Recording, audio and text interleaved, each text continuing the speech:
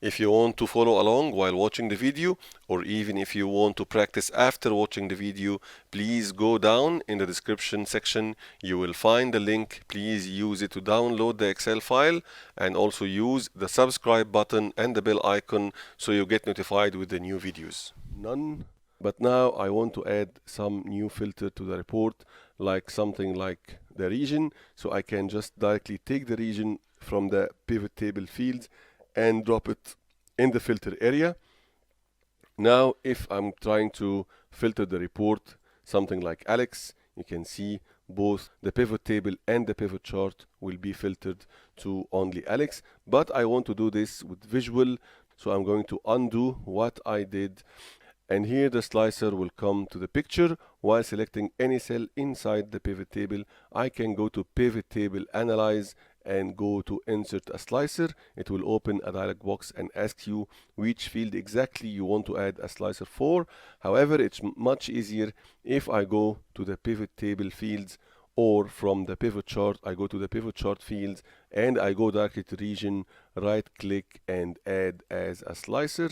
It will automatically create a slicer. If I select from the header, I can reposition to the right of the chart, and you can see here I can change my selection, and the selection will be impacting both the pivot table and the pivot chart. I can clear the filter from here, and a lot of other formatting and cosmetics we are going to do on these slicers in a while. Now, what if I want also to filter my data across the time, meaning that I want to look at the different days, different months, different quarters, and different years. While selecting any cell inside the pivot table, I can go to Pivot Table Analyze and go to the filter area and select Insert Timeline, and the only option you can do or you can use is the date. So I'm going to select this, or I can cancel and go directly to the date field from the pivot table fields and right click and add as timeline.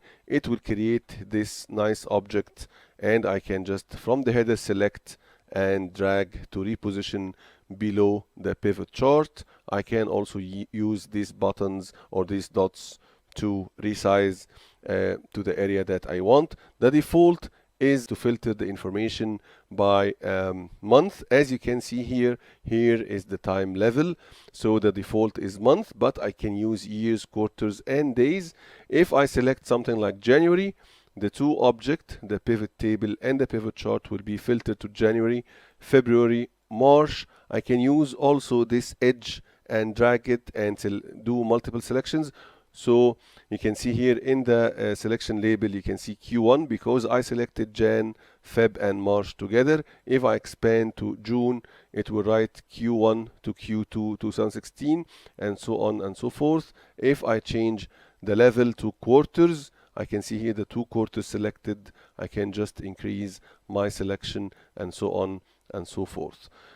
If you change the time level to years, you can see you have 2016. Can just select, and 2017, which is empty. So if I want to bring the data inside 2017, it's very easy because I start my work by creating the pivot table based on this table, the daily sales table. It's only for 2016. I can just go to this data for 2017 and selecting the second line or the first line just after the headers. I will use the keyboard shortcut Control and Shift, arrow down to select till the end, right arrow to select to the end of the columns, Control C to copy, go back to actual 2016.